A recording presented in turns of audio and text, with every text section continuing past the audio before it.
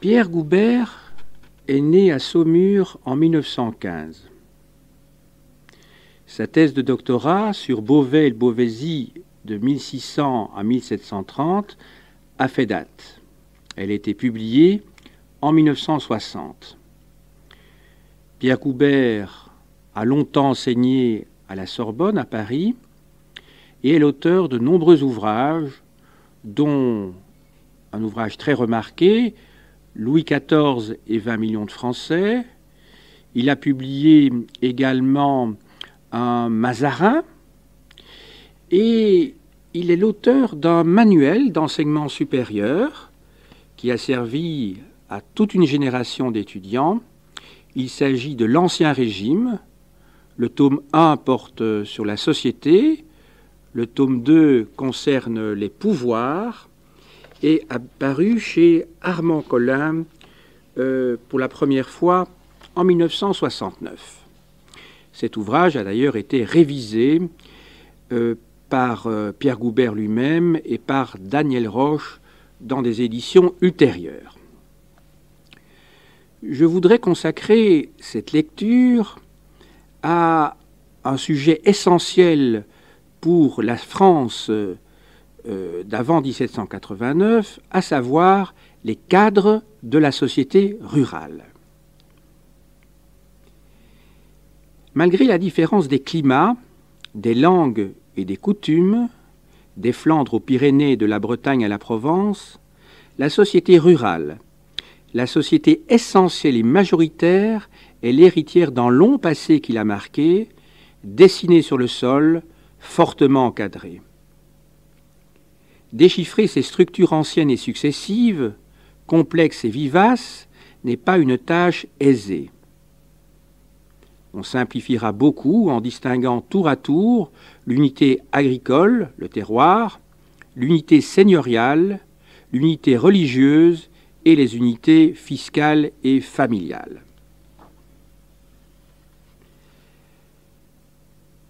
Très simplement, le terroir est l'ensemble des terres de toute nature cultivées ou exploitées par un groupe d'hommes, ou bien concentrées dans un gros village ou plusieurs hameaux, ou bien dispersées dans un irrégulier semis de bâtiments. L'unité du terroir est toujours assurée, et comme symbolisée par un organisme commun, l'Assemblée des habitants. Celle-ci suit des règles traditionnelles ou édicte des règlements occasionnels pour que l'exploitation en partie commune du terroir puisse se faire dans l'intérêt commun. On comprendra aisément qu'il fut au moins nécessaire de régler, par exemple, le pâturage des bestiaux, afin qu'ils n'aillent pas piétiner les emblavures ou déguster les blés.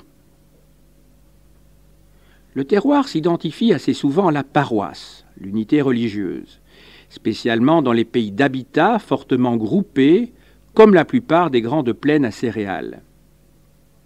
Il en va différemment dans les pays d'habitat semi-dispersés, plusieurs hameaux, comme dans l'Ouest, où plusieurs terroirs peuvent former une paroisse. Ce qui complique habituellement les choses, ou les simplifie si l'on veut, c'est que l'assemblée religieuse paroissiale a souvent fini par s'identifier avec l'assemblée agricole des habitants. L'on y débattait concurremment des problèmes matériels concernant l'Église et des problèmes agraires concernant le terroir, et même des problèmes fiscaux posés principalement par la perception de l'impôt royal. L'extraordinaire variété des terroirs français a de quoi décourager ou passionner l'historien.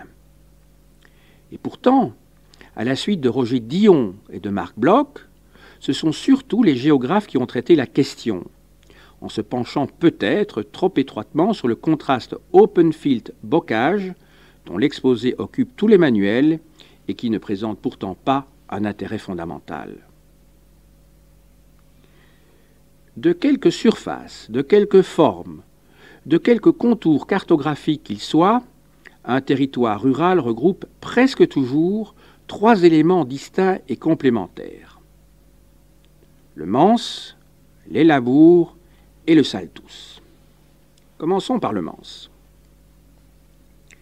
Le manse, pour reprendre un terme médiéval qui a survécu dans de nombreux vocables provinciaux, mât méridional, Mex-Bourguignon, Masure normande, parcelle juridiquement une, porte à la fois la maison, la cour, les bâtiments pour le bétail et le jardin.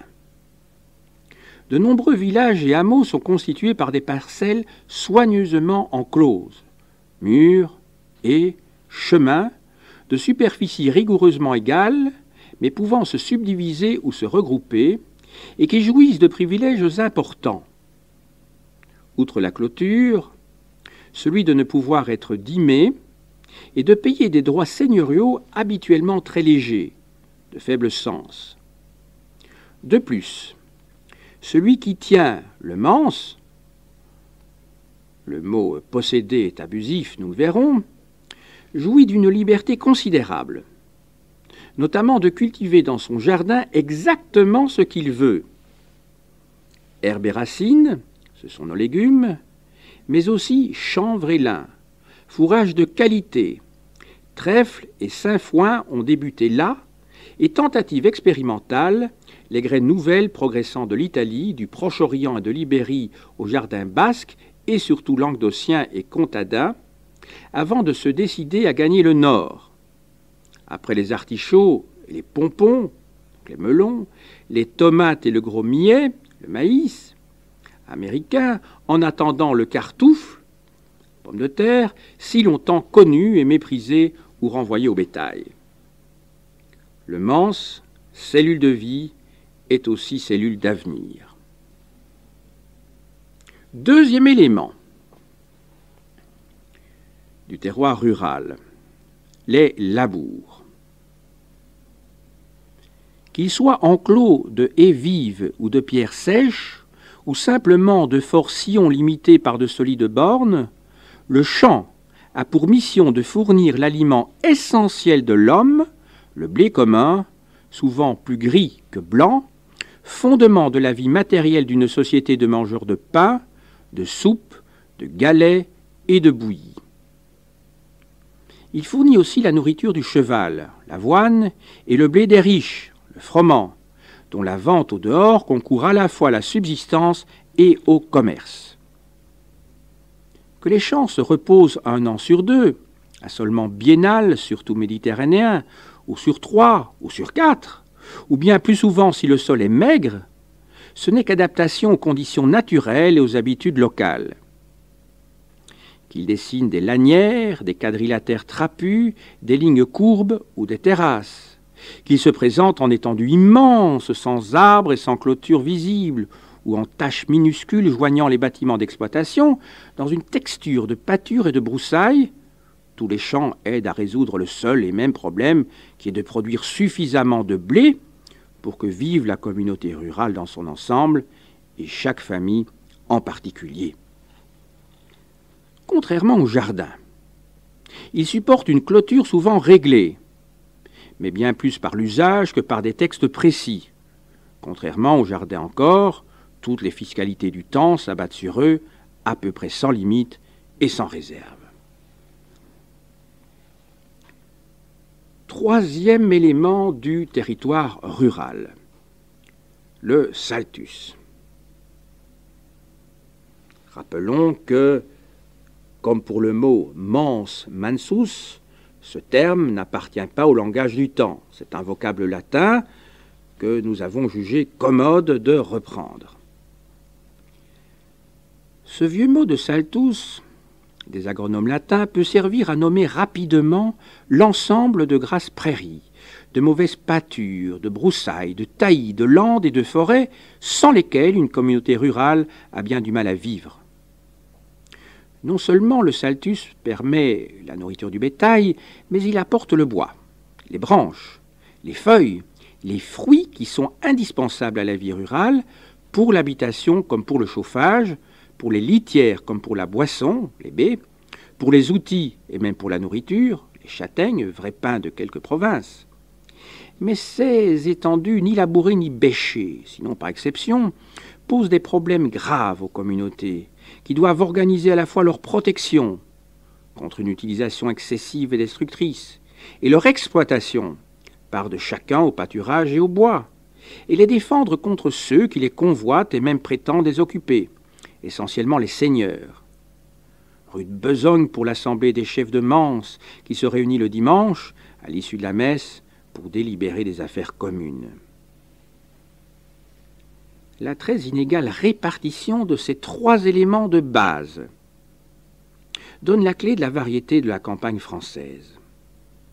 Grande plaine du Nord, aux courtis minuscules et aux saltus souvent absents, qui ne sont que des champs de blé, dans leur monotonie et leur fragilité, elles ne peuvent nourrir de gros bétail, et ont dû inventer la vaine pâture entre la moisson et les semailles, pour faire subsister de jaunâtres et maigres troupeaux de brebis gardés en commun par le berger communal.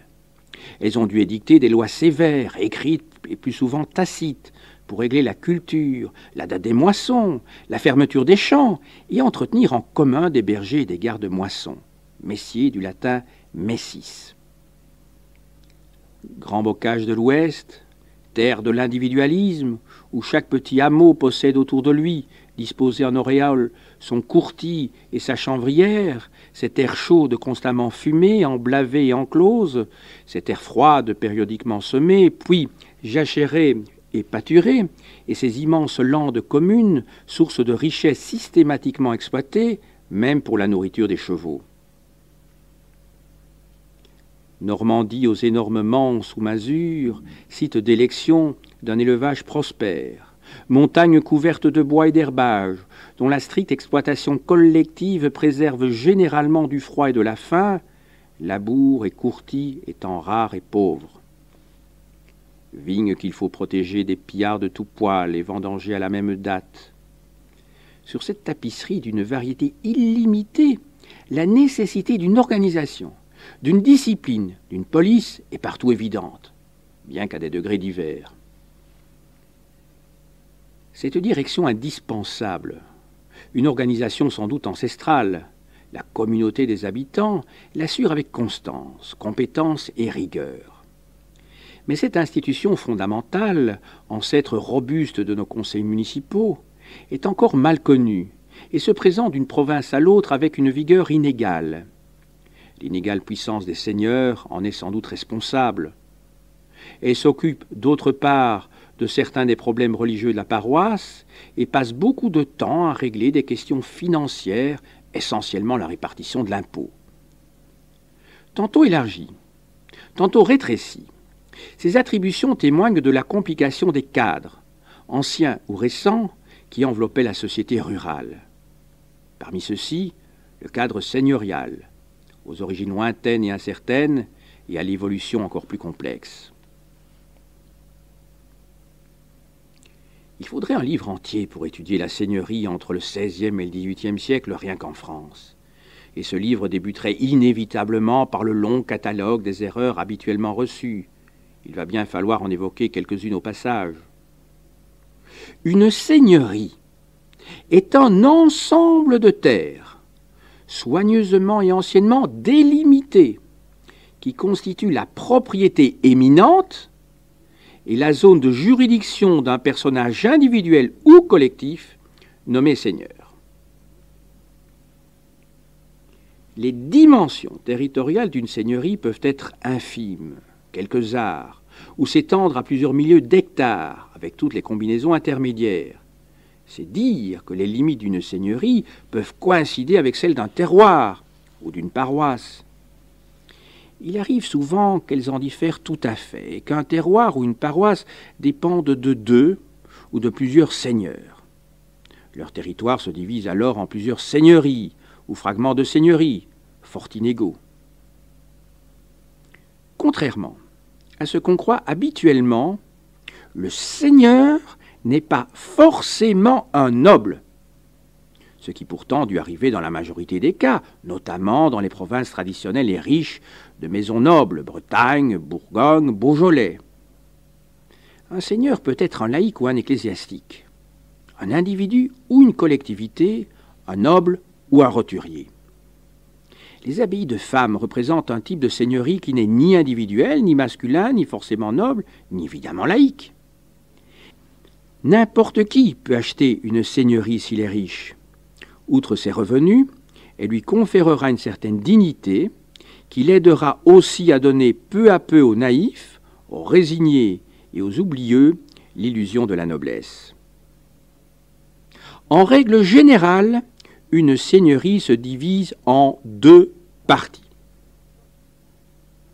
Le domaine, où se dresse la maison seigneuriale, qui n'est pas forcément un château, et le tribunal seigneurial, comprend généralement un parc entourant le manoir, une grande ferme proche, la basse-cour, souvent une chapelle et un moulin, et presque toujours des terres et des bois bien groupés qui sont sous la dépendance directe du seigneur, qui peut les travailler avec l'aide de serviteurs et de journaliers ou les confier à de bons fermiers.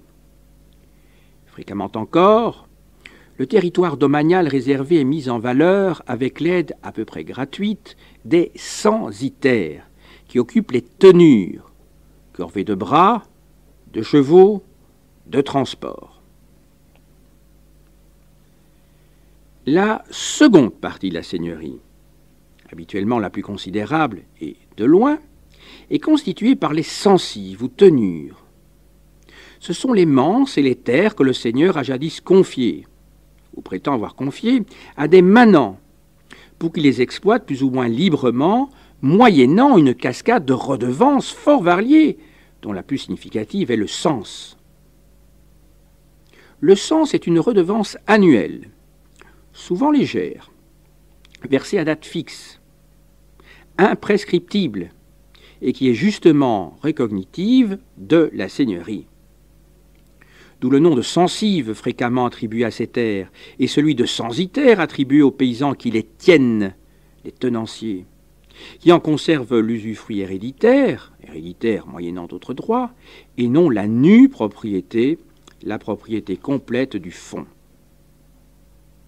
1000 complications, plus ou moins répandues, aggravent ce schéma. Assez souvent, le seigneur garde le monopole, le banc, du moulin, du pressoir, du four, dont il ne concède pas gratuitement l'usage. Presque toujours, lorsque le censitaire vend, échange ou lègue, le seigneur perçoit une manière de droit de mutation. Saisine, relief, lot et vente, qui enlève entre le dixième et le tiers du bien aliéné. Une partie des terres concédées aux censitaires, sans doute les plus récemment défrichées, doit un champard. On pratique une sorte de dîme seigneuriale qui représente couramment entre le 9e et le tiers de chaque récolte, taux exorbitant et mal supporté. Enfin, le seigneur possède habituellement le monopole de la chasse, de la pêche, de l'utilisation des rivières, de l'élevage des pigeons, de la vente et même de la récolte de ses produits. Par exemple, il vendange le premier et vend son vin le premier, c'est le bon vin. Il prétend aussi, et parfois fort justement, avoir la propriété éminente des divers saltus, pâtures ou forêts que la communauté des habitants revendique aussi pour elle-même en bloc. Dans presque tous les cas, le seigneur est juge de ces censitaires, que, par un significatif abus de langage, contamination du vieux vocabulaire féodal, il nomme ses vassaux, terme qui ne devrait convenir qu'à des nobles possédant fief. S'il a souvent renoncé à la juridiction criminelle, trop coûteuse et abandonnée aux tribunaux royaux, il persiste par son bailli, son lieutenant de justice, son procureur fiscal, ses greffiers et même ses notaires, à dominer le civil. Selon la coutume des lieux, accrue souvent d'usage aux locaux, il fait juger les conflits entre les paysans, les querelles du bornage, de pâturage, les batailles après boire, et préside à l'utile juridiction gracieuse qui règle les affaires de succession, de minorité et de tutelle. Il y a mieux ou pire. Le tribunal seigneurial s'érige en juge des conflits de toutes sortes qui ne manquent pas de survenir entre les censitaires et les seigneurs, notamment au sujet de terres prétendument communales. Cette fonction, trop évidemment inéquitable, ne doit pas faire oublier que ces 20 ou 30 000 cours de justice jouèrent, jusqu'à la fin de l'Ancien Régime, un rôle considérable, souvent bienfaisant, comparable à celui des futures justices de paix. Il serait contraire à l'esprit de l'Ancien Régime que les seigneuries soient également puissantes, également présentes dans la totalité du royaume. Un ensemble de terres qui fut considérable, surtout dans le centre et le Midi, a toujours échappé, au Moyen-Âge, à la suggestion féodale. Ce sont les alleux, terres de la quasi-liberté, de la propriété quasi quiritaire, quirites, notamment romain, qui rappellent les Romains et annoncent le Code civil. Les juristes ont travaillé à les faire disparaître, et Louis XIV s'est affirmé souverain seigneur de tous les alleux du royaume, notamment par un édit d'août 1692. Les alleux ont pourtant survécu à cette prétention. Les historiens les retrouvent obsédants dans le sud-ouest, l'ouest et le centre, en plein XVIIIe siècle. En Basse-Auvergne, par exemple, une masse de 800 contrats notariaux a révélé un pourcentage d'alleux, donc de terres étrangères à la domination seigneuriale, proche de 30%. Dans des localités comme Lambde et Manson, les alleux sont majoritaires. C'est que l'Auvergne appartient juridiquement et linguistiquement au Midi, ce gros tiers de la France dont les historiens ne parlent pas assez. Or, dans le Midi, terre de toutes les libertés, le régime seigneurial n'est pas de droit. Alors que dans la France française, la moitié nord, domine l'adage célèbre « nul terre sans seigneur », c'est l'adage inverse, expression d'un droit contrasté qui régit le Midi. « Nul seigneur sans titre », ce qu'un juriste languedocien, Cazeneuve, célébrait hardiment en 1645 par cette proclamation. Il est bien plus glorieux un prince de commander à des personnes libres qu'à des esclaves. Les historiens qui ont récemment étudié le Midi ont unanimement souligné la faiblesse des liens seigneuriaux et aussi de la rente purement seigneuriale. Inversement, la Bretagne et la Bourgogne ont révélé des types extrêmement rigoureux de seigneurie. Plus que la culture des terres, ce sont les droits féodaux qui nourrissent les seigneurs bretons. Corvée réglée par la coutume, lot et vente extrêmement lourds, droits de moulins généraux écrasants pour les vassaux. En Bourgogne, la seigneurie s'appelle le fief. Et cette contamination du langage seigneurial par le langage féodal est déjà éloquente. Elle pèse avec une rare lourdeur sur des paysans assez peu patients. À des droits honorifiques prétentieux et humiliants s'ajoute généralement la fameuse tierce, prélèvement voisin du tiers des récoltes, auprès de quoi la dîme finit par paraître supportable. Encore la Bourgogne détient-elle, en nombre qui demeure considérable, mais en commun avec cette écharpe de provinces défavorisées qui unit la Marche et la Franche-Comté, cette extraordinaire particularité de nourrir, assez mal, les derniers serfs du royaume, les mains mortables. À la manière des anciens serfs, les mains mortables sont attachés à leur terre, à la terre de leur seigneur, dont ils ne peuvent déguerpir qu'en abandonnant leurs biens et leurs droits. Et même en fuyant, ils n'échappent pas à la juridiction de leur seigneur. C'est le droit de suite, toujours vivant en plein XVIIIe siècle. Ils ne peuvent se marier qu'avec l'assentiment du seigneur, le vieux fort mariage, et font de leur épouse une main mortable, même si elle ne l'est pas de naissance. Ils ne peuvent léguer leur maison et leurs champs qu'à leurs enfants, s'ils en ont, et à condition que ceux-ci vivent avec eux. Sinon l'héritage revient au seigneur. C'est les chutes.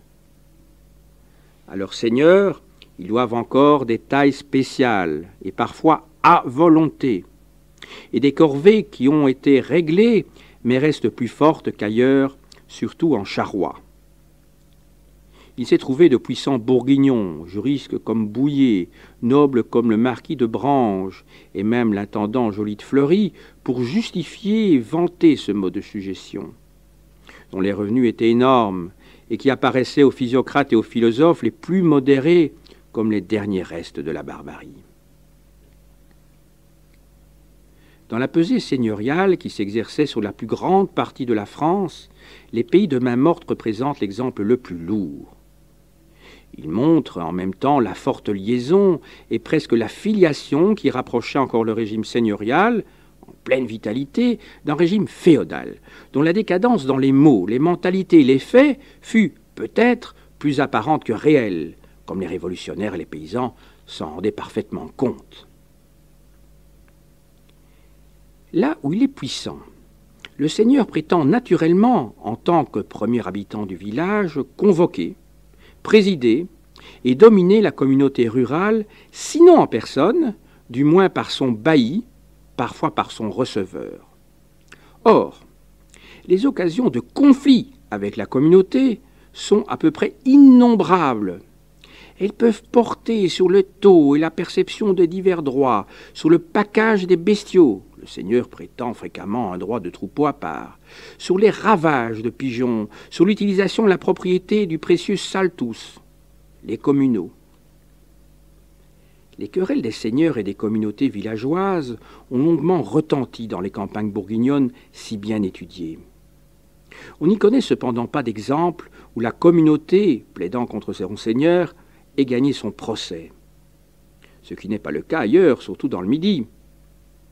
Dans d'autres provinces, surtout encore le Midi, la communauté, qui garde d'un brillant passé son beau nom de consulat, semble avoir gagné souvent la partie. En Provence, elle prend elle-même à ferme et en bloc la perception des droits seigneuriaux et verse à son seigneur une somme annuelle fixe. En Haut-Languedoc, elle est pourvue d'archives décisives et bien conservées, si bien que le seigneur ne peut se risquer à revendiquer ce qui ne lui a jamais appartenu, puisque c'est à lui de faire ses preuves et que la communauté détient les siennes. 1000 variations locales ne sauraient pourtant troubler la vue d'ensemble. D'être profondément seigneurial a marqué l'ancienne société française. Elle l'a de plus en plus mal supportée et s'est débarrassée sans regret apparent de la barbarie féodale, sans qu'elle ait aidé à la détruire activement, soit qu'elle ait accueilli avec le plus grand soulagement sa suppression provisoire et partielle, 1789, puis définitive, 1793. Après quoi, le temps des seigneurs, sauf survivance locale, est bien terminé. Directement issu du Moyen-Âge, il était devenu insupportable parce qu'humiliant, souvent lourd, généralement injustifié.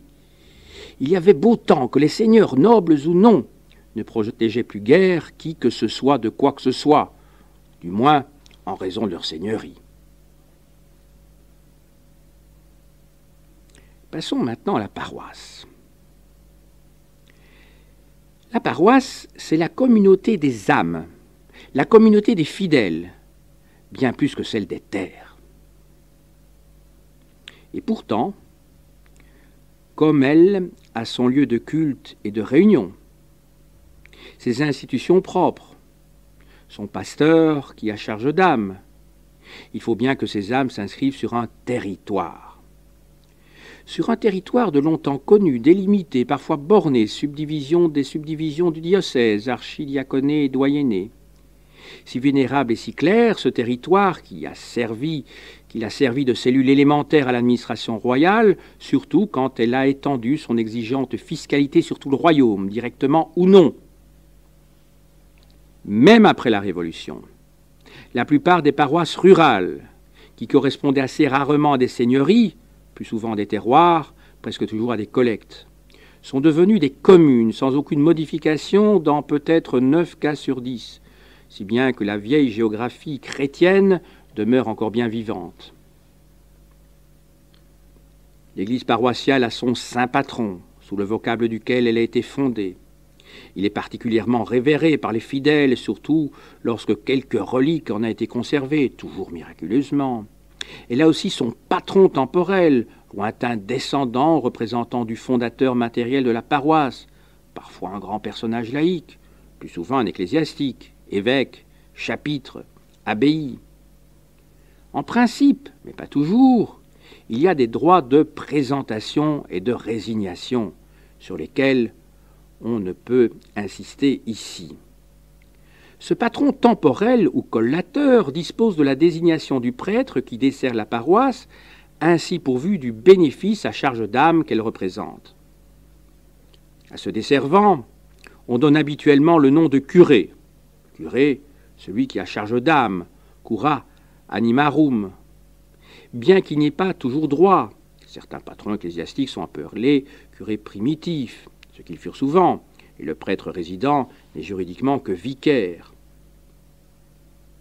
Au-delà d'incroyables complications de détails, il importe de souligner immédiatement que les évêques ne choisissaient jamais tous les curés de leur diocèse, et en désignaient même fort rarement la majorité. Quel que soit le titre auquel il a droit, celui que nous appellerons désormais, comme ses paroissiens, le curé, recteur est le terme utilisé en Bretagne, remplit d'abord le devoir de son ministère, paître les âmes. Mais il est chargé aussi de multiples obligations qui ne découlent pas toujours clairement de ce ministère. Tenir registre des baptêmes, mariage et sépulture lui est imposé au moins depuis le Concile de Trente. Mais la législation royale essaie de le contraindre, surtout à partir de l'ordonnance civile de 1667, à des modalités administratives complexes, registre tenu en double par exemple, qui agacent beaucoup de curés. Leur faire assumer le rôle de diffuseur des ordonnances royales, d'auxiliaire de la justice, voire d'annonceur de vente immobilière, paraît fort éloigné de ce que l'on appelle aujourd'hui la pastorale. Mais à qui le pouvoir et les tribunaux pouvaient-ils s'adresser pour toucher une population rurale en majorité analphabète et qui ne s'assemblait régulièrement qu'à l'office du dimanche? Toute paroisse possédait et administrait des biens, tout à fait distincts des biens communaux.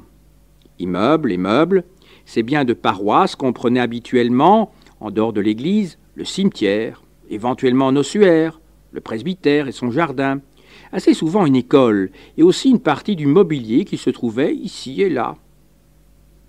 Ensemble d'immeubles communément groupés au centre du village, dans ce qu'on appelle parfois l'enclos paroissial. À ce noyau, la piété et la crainte de l'enfer avaient ajouté un certain nombre de terres, de rentes, parfois de maisons. C'étaient les fondations, instituées par testament ou acte notarié par des paroissiens inquiets et assez fortunés qui désiraient s'assurer ainsi des messes à date fixe, les messes d'obit et à perpétuité. Biens anciens et nouveaux sont gérés non par le curé, mais par une assemblée de paroissiens, la fabrique, plus ou moins juxtaposée au corps politique de la communauté rurale et parfois confondue avec lui. Ses membres, les marguilliers, entretiennent les bâtiments, louent les terres, perçoivent les rentes, versent aux prêtres le montant, souvent important, des messes dégagées par le revenu des fondations, mais s'occupent aussi du luminaire, des vases et des linges sacrés, des sièges et des bancs, voire du choix des prédicateurs occasionnels. À l'avant, le carême, au moins jusqu'en 1695. C'est-à-dire que les occasions de conflit entre la fabrique et le curé ne sont pas rares. Il faut bien souligner que l'entretien, les réparations, la décoration et même la reconstruction de l'église et des bâtiments liés au culte incombent aux paroissiens encore, de même que l'entretien de l'école et le paiement du magistère, quand ils existent. En principe, les gros décimateurs devraient y participer. En fait, ils ergotent, plaident ou renaclent bien souvent, et rien, sinon leur piété, n'obligeait le seigneur ou les grandes familles de la paroisse à prendre une part exceptionnelle de ces lourdes charges. Bien des paroisses se sont saignées et endettées pendant de nombreuses années pour reconstruire une église, un presbytère, parfois une école. Ce qui rendait donc obligatoire l'existence d'un budget paroissial et de contributions paroissiales que les habitants se répartissaient entre eux, au XVIIIe siècle, sous les 3 contrôles de l'intendant. Il convient de le répéter. La dîme des fruits de la terre aurait dû suffire, ou presque, pour acquitter ces dépenses et quelques autres, entretien du curé, secours aux pauvres. Outre que les territoires des dimages ne correspondent pas forcément au territoire de la paroisse, qui peut comprendre plusieurs dimages, complications nouvelles, beaucoup de riches bénéficiaires, évêques, couvents, chapitres et même laïcs, habitaient loin et se souciaient mal de leurs obligations envers la paroisse qu'ils dîmaient. Ce détournement des dîmes, l'une des caractéristiques les plus fortes et les plus mal supportées de l'Ancien Régime, sera examiné plus loin. Au niveau de la paroisse, il aboutit bien à une surcharge populaire, important bien qu'inégale, qu'aggrave encore la nécessité de rémunérer le clergé pour la plupart des actes de son ministère, messe, baptême, mariage, sépulture. C'est le casuel, versé dans ces divers cas de revenus incertains. C'est l'autre sens du mot casuel, mais rarement insignifiant. Ce tissu de complications matérielles et spirituelles et ces possibilités de conflits de toutes sortes ne doivent pas faire oublier que les activités paroissiales et l'Église sont au centre de la vie rurale. Tout nouveau-né doit être immédiatement, sauf cas de danger, porté à l'Église, souvent dans les 24 heures, et son acte de baptême constituera la seule base légale de son existence. Qui n'est pas baptisé n'existe pas, même civilement. Entre la 12e et la 15e année, la communion transformera l'enfant en chrétien accompli, qui, désormais, fera régulièrement ses Pâques, toute abstention, d'ailleurs exceptionnelle, étant suspecte et pratiquement poursuivie. Le sacrement du mariage, les époux se le donneront devant notre mère, la Sainte Église, qui, seule, depuis la fin du XVIe siècle, a qualité pour l'enregistrer et en délivrer les preuves écrites, puisque les anciennes attestations par témoins, même devant notaire, ne sont plus acceptées désormais. Après s'être retrouvés chaque dimanche à la messe, les paroissiens iront dormir dans le cimetière et, s'ils sont riches ou privilégiés, sous les dalles même du sanctuaire, suivant leur rang, leurs prétentions ou leur fortune. Centre de la vie spirituelle, l'Église et les bâtiments du culte sont aussi le centre de la vie matérielle. L'assemblée des habitants, souvent réduite à un corps politique comprenant les aisés, plus le curé et le bailli du Seigneur, se réunit dans une chapelle, sous le porche, sous les arbres de l'enclos, parfois dans une salle ou un bâtiment spécialisé, amorce des futures mairies rurales. Budget, procès, impositions, règlements de culture et de package, nomination de messiers, de bergers, de gardes-vignes, de magistères y sont discutés ou décidés. En cas de danger, l'Église redevient refuge. On y recherche un abri matériel et sacré, en famille, parfois avec un coffre de linge, des gerbes, voire du bétail. La familiarité de l'Église et du paysan reste grande, quelquefois trop, aux yeux de dévots sourcilleux. L'enclos paroissial n'est pas seulement le centre de la vie religieuse, mais de la vie tout court. Passons maintenant à l'unité fiscale, de la collecte au feu. Sous quelque forme qu'elles se réunissent, l'Assemblée des paysans a toujours été confrontée aux problèmes financiers. Qu'il s'agisse de payer le berger, d'administrer les biens de fabrique, de réparer l'église, de soutenir un procès, parfois de régler en bloc les droits dus à un seigneur. C'est dire que des problèmes d'assiette et de répartition se sont toujours posés à elle. Il lui fallait établir une liste des habitants, ou des familles, ou des maisons, et répartir le plus raisonnablement possible la somme à recouvrer, c'est-à-dire, autant que faire se peut, selon les possibilités ou les facultés de chacun, connues approximativement ou précisément.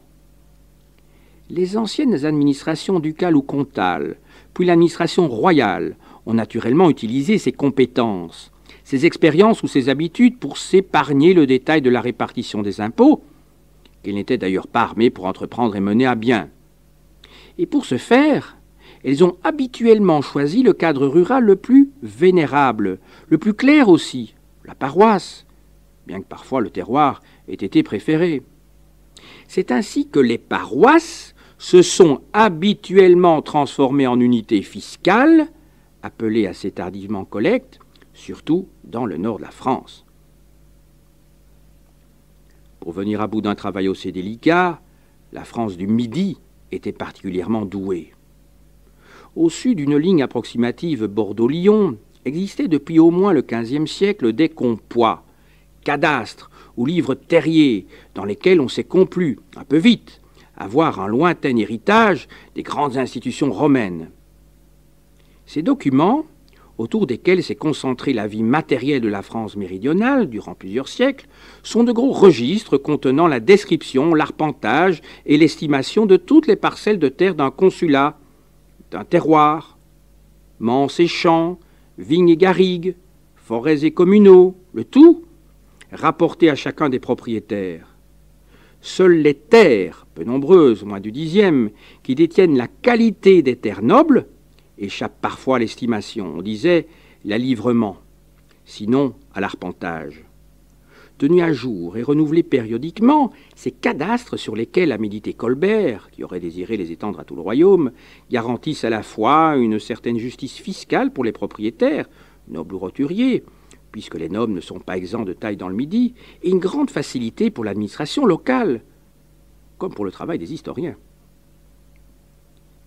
Mais la France du Nord, beaucoup moins bien administrée au niveau paroissial, était obligée de répartir les impôts selon les apparences des revenus, donc moins rigoureusement et par feu et famille.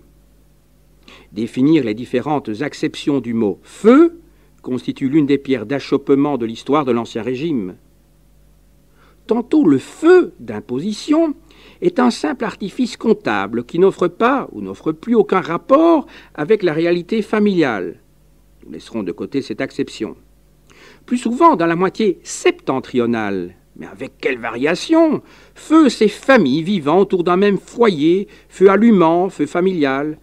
Et l'on disait qu'une paroisse ou collecte comprenait tant de feux.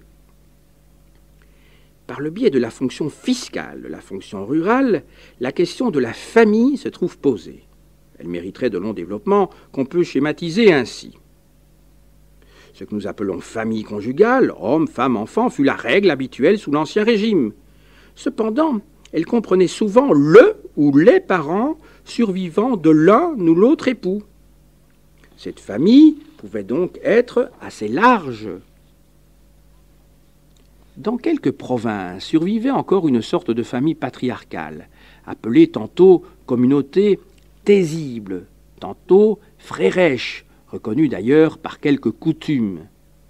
Un groupe de frères et de beaux-frères commandés par un vieux mâle de la génération précédente, sorte de pater familias attardé, exploitait en commun des terres qu'ils possédaient en commun et qui étaient imposées en bloc, vie en commun dans un même et considérable bâtiment.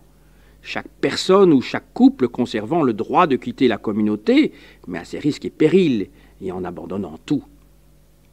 Cette survivance s'observe couramment dans les pays du centre, notamment en Nivernais, sorte de province musée, et a été récemment repérée en nombre fort considérable en Auvergne et Limousin, en plein XVIIIe siècle. Chaque communauté comprenait aisément une bonne vingtaine de personnes, comptant pour un feu, et habitait couramment un écart, voire un petit hameau, auquel il donnait parfois son nom. Plus fréquemment, ces sortes de familles élargies, verticalement ou collatéralement, rassemblaient de 6 à 15 personnes.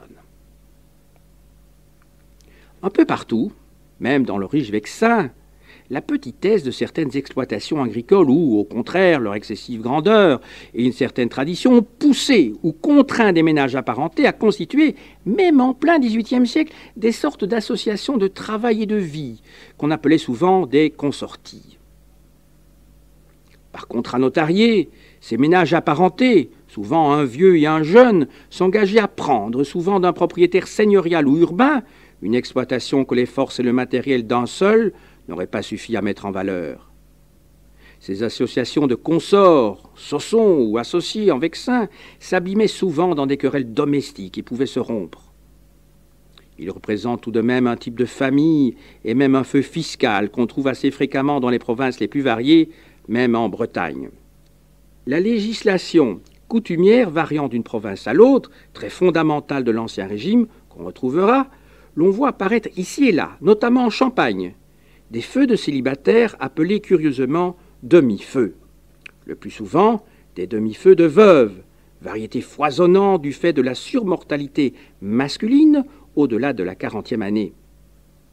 La fréquente règle de la majorité civile à 25 ans conduit parfois les juristes et les collecteurs d'impôts à considérer que les célibataires endurcis, les filles anciennes, comme on disait parfois, puissent constituer, sinon une famille, du moins un feu. Curiosité locale. La survie dans les milieux nobiliaires de province, de véritables familiailles au sens romain du terme, un lignage bien étoffé avec de nombreux serviteurs et même des vassaux, n'offre qu'un intérêt pittoresque ou épisodique, la noblesse provinciale ayant toujours constitué bien moins du centième de la population et les familiailles disparaissant vite. Dans l'ensemble, la famille juridico-fiscale de l'Ancien Régime n'est pas bien différente de celle du XIXe siècle, au moins dans la moitié nord de la France. Elle représente en quelque sorte l'atome de la cellule essentielle de la vie française, qui est la paroisse fréquemment confondue avec la communauté rurale, le terroir et la collecte.